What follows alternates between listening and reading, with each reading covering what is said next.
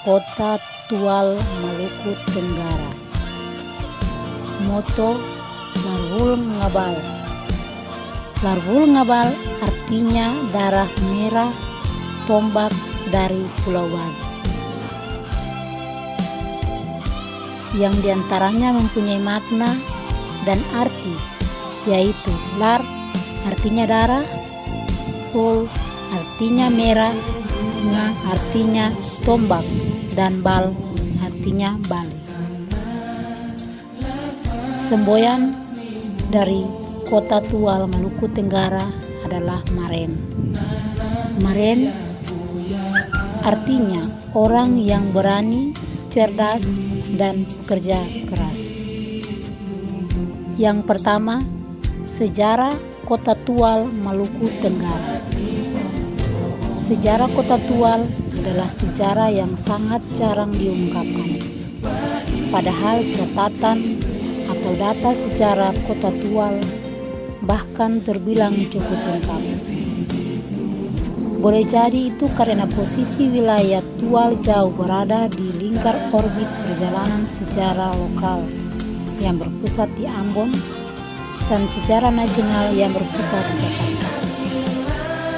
Kota Tual sejak tahun 1824 adalah suatu sejarah yang dapat dikatakan sejarah yang jauh di masa lampau.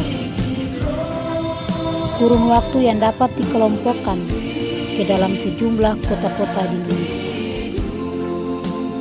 Kota Tual adalah sebuah kota di Provinsi Maluku, Indonesia.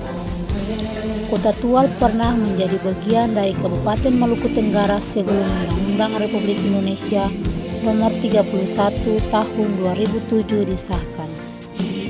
Pembentukan Kota Tual sebagai daerah otonom pernah dipertentangkan secara hukum oleh beberapa pihak yang merasa tidak puas, namun putusan Mahkamah Konstitusi Republik Indonesia menyatakan bahwa Kota Tual tetap sah dan memenuhi syarat sebagai kota otonom.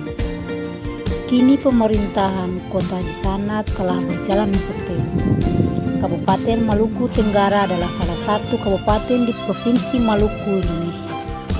Ibu kota kabupaten ini terletak di Langgur. Pada awalnya ibu kota berada di Kota Tual.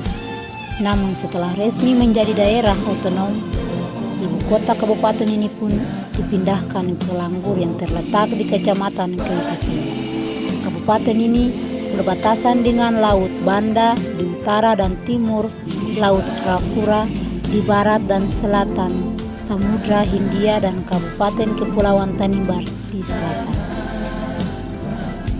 Kedua, keadaan penduduk. Penduduk Kabupaten Maluku Tenggara berdasarkan proyeksi penduduk tahun 2015 sebanyak 98.684 jiwa, terdiri atas 48.416 jiwa penduduk laki-laki dan 50.268 jiwa penduduk perempuan. Kabupaten Maluku Tenggara terdiri atas 11 kecamatan, 1 kelurahan, dan 190 desa dengan luas wilayah 1,031,81 km persegi dan jumlah penduduk 125.704 jiwa tahun 2017. Kode wilayah Kabupaten Maluku Tenggara adalah 81.02. Yang ketiga, sistem religi. Umumnya orang Kei sudah menurut agama seperti Islam atau Kristen, akan tetapi sebagian masih meyakini konsep seperti roh-roh dan kekuatan-kekuatan sakti menurut religi leluhurnya. Roh itu dianggap bisa mendatangkan kebahagiaan dan juga kesusahan. Panen yang berhasil atau gagal, kehidupan yang sejahtera atau malapetaka yang menimpa penduduk dianggap berasal dari kekuatan itu. Karena itu, selain melaksanakan upacara-upacara kecil di lingkungan keluarga, setiap tahun mereka mengadakan pula upacara khusus membersihkan negeri secara massal. Upacara bersih desa ini disebut sop-sop. Itu dapat pula diperalat oleh manusia melalui praktek ilmu gaib yang mereka sebut suanggi. Menurut Yong Ohoi Timur, agama asli di Kei pada dasarnya mengandung unsur-unsur animisme, magi, dan totemisme. Animisme berasal dari perkataan Latin, yakni anima, artinya nyawa. Dari asal kata ini, nyawa bisa diartikan sebagai roh. Jadi animisme dapat didefinisikan sebagai kepercayaan akan adanya roh-roh yang memasuki benda-benda di dalam alam semesta. Misalnya pohon, hutan, batu, air, dan sebagainya. Istilah animisme pertama kali dikemukakan oleh Edward Taylor melalui bukunya Primitive Culture. Baginya bentuk agama yang paling awal adalah the belief in spiritual being. Dalam visi Taylor mengenai evolusi agama, di samping arwah-arwah dan makhluk-makhluk halus itu muncul dewata. Kemudian di antara para dewata itu salah satunya muncul sebagai dewa atau Tuhan yang terbesar, dan akhirnya dewata yang lain tidak diakui lagi. Yang keempat, sistem kemasyarakatan. Inti dari adat istiadat orang Kei adalah kekeluargaan. Kekeluargaan pada masyarakat Kei dimaknai dalam arti yang luas, yaitu mencakup seluruh dimensi kehidupan manusia dan tidak hanya terbatas pada bentuk kekeluargaan secara biologis. Semangat kekeluargaan dan kekerabatan di Kei yang diikat dengan hukum adat terwujud dalam relasi Janur, Manghohoi, Koi Maduan, dan Teabal. Pertama, Janur Manghohoi. Bentuk kekerabatan ini merupakan suatu kesatuan orang-orang yang diikat dalam perkawinan adat. Artinya perkawinan dua orang yang menjadi tanggung jawab dua keluarga besar atau fam. Fam merupakan satu kelompok kekerabatan yang bersifat patrilineal. Janur Manghohoi diikat dalam suatu perkawinan dan berlaku terus selama belum ada kematian dari salah satu pihak. Meskipun silsilah ini hanya dikenakan dalam konteks perkawinan, namun implikasi dari sistem ini juga ada dalam upacara kematian. Kedua, Koi Maduan. Secara harfiah, Maduan berarti tuan atau pemilik. Maduan adalah orang yang selalu memberikan bantuan, sedangkan pihak penerima bantuan disebut Koi, yang artinya bawahan atau abdi. Koi Maduan dapat dipakai dalam beberapa konteks, misalnya dalam perkawinan dan perjanjian sosial ekonomi. Di dalamnya terdapat relasi atasan dan bawahan. Pihak atasan bertindak sebagai yang menguasai, mengatur, menuntut hak, dan bertanggung jawab atas kepentingan bawahannya, sedangkan pihak bawahan wajib tunduk dan taat serta mempercayakan diri kepada atasannya dan melayani. Bentuk kekerabatan ini berlandaskan rasa percaya yang tinggi, namun dalam prakteknya terkadang yang terjadi adalah dominasi atasan terhadap bawahan. Ketiga, Teabal. Istilah ini terdiri dari dua kata, yakni Tea yang artinya menggores dan Bel yang berarti darah yang mengalir. Jadi Teabal adalah bentuk kekerabatan atau perjanjian yang diikat oleh aliran darah. Unsur yang utama dari budaya ini adalah solidaritas antara saudara yang menunjuk kepada dua hal, yakni sikap untuk membantu orang atau kampung yang lain terlibat dalam perjanjian itu dan kemampuan untuk terlibat dalam kehidupan orang lain dalam kesepakatan adat. Sistem kekerabatan ini sebenarnya mengangkat derajat semua orang sebagai saudara yang harus dihargai, dilayani, dan diperhatikan. Yang kelima, budaya.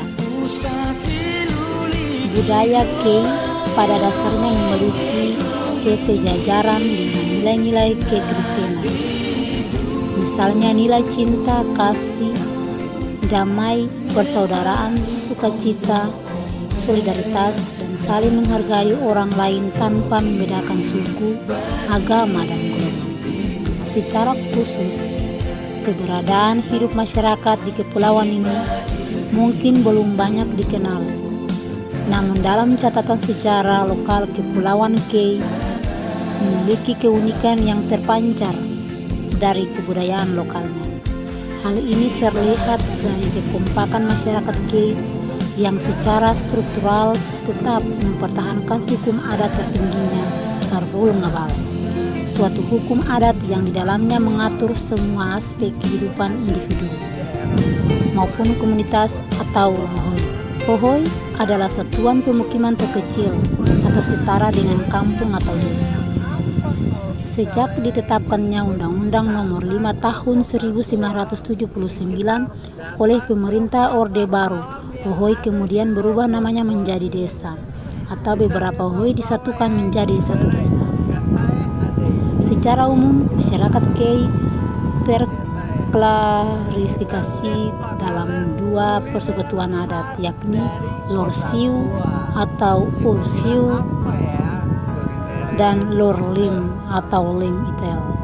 Secara etimologis, Lor berarti kumpulan orang banyak atau sekumpulan orang yang mendiami wilayah atau kesatuan masyarakat. Hukum adat berdasarkan faktor genealogis dan faktor teritorial, sedangkan Siu dan Lim menunjukkan pada angka 9 dan angka 5. Angka ini dipahami sebagai lambang institusi masing-masing persekutuan. Artinya kuantitas massa yang banyak itu terorganisir dalam institusi tersebut. Hukum adat Larhul Ngabal merupakan gabungan dari dua hukum adat, yaitu hukum Larhul yang ditetapkan di desa Elar Kei kecil oleh 9 raja atau rat, yang kemudian dikenal dengan nama Ursiu, dan hukum adat Ngabal ditetapkan di desa Lerohoilim Kei besar oleh 5 rat atau raja yang kemudian bernama Persekutuan Lorlim. Selanjutnya dalam proses penaklukan dan perluasan wilayah kekuasaan dari kedua persekutuan masyarakat adat ini kemudian bersepakat untuk berdamai dengan menggabungkan kedua hukum adat tersebut menjadi Larhul Ngabal.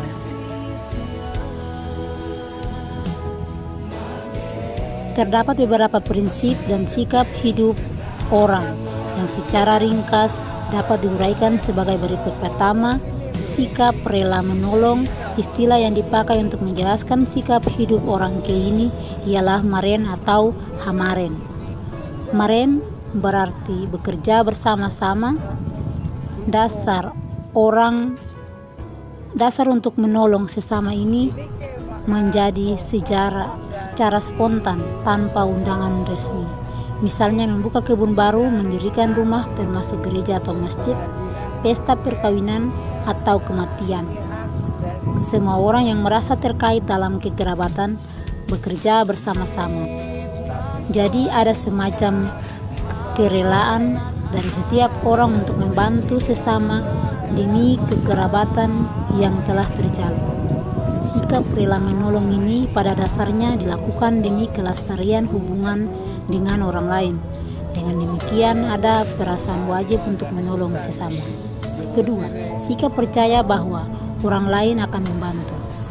Sikap ini erat kaitannya dengan sikap rela menolong, yakni dengan membantu orang lain, dia sendiri percaya bahwa orang lain juga akan membantu setiap usaha dan pekerjaannya. Ketiga, sikap hormat yang taat kepada atasan. Ketaatan dan penghargaan kepada atasan menjadi kebiasaan di seluruh daerah.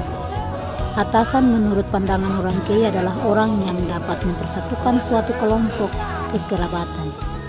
Dia memiliki kekuasaan yang merupakan representasi hukum yang mengatur seluruh kosmos. Seorang atasan lebih merupakan unsur transenden mengatasi seluruh kolektivitas. Oleh karena itu, kedudukannya dihormati dan ditaati. Dan keempat, sikap tahu berterima kasih. Dalam bahasa Kei, kata terima kasih berarti tet ya. Istilah ini memiliki makna yang sangat mendalam. Artinya, karena kebaikanmu, engkau saya tempatkan dalam lubuk hati agar engkau dekat dengan saya. Jadi hakikat dari ucapan terima kasih orang Kei adalah kebaikan orang lain perlu dibalas dengan sikap yang mengeratkan hubungan sosial. Yang keenam, tentang kondisi pendidikan. Permasalahan sektor pendidikan di Kota Tual, Maluku Tenggara sepertinya kurang tenaga pendidik berstatus pegawai negeri sipil, rendahnya mutu pendidikan dan ketersediaan fasilitas penunjang lainnya hingga kini masih menjadi momok. Wali Kota Tual Adam Rahayaan dalam sambutan tertulis yang disampaikan Wakil Wali Kota Usman Tammi pada seminar praktis sekolah model dan sekolah dasar rujukan pada hari Selasa bulan Desember tahun 2019 memastikan bahwa pemerintah mengatasi permasalahan-permasalahan yang ada. Yang ketujuh, jumlah guru yang tersedia. Berdasarkan rasio kebutuhan guru PNS di Kota Tual, masih banyak sekolah yang mengalami kekurangan tenaga pendidik PNS, antara lain taman kanak-kanak ketika sebanyak 37 orang, sekolah dasar sebanyak 342 orang, dan sekolah menengah pertama sebanyak 143 orang. Demikian adalah hasil kerja kami kelompok 11 pada mata kuliah pendidikan Siwa 5. Terima kasih.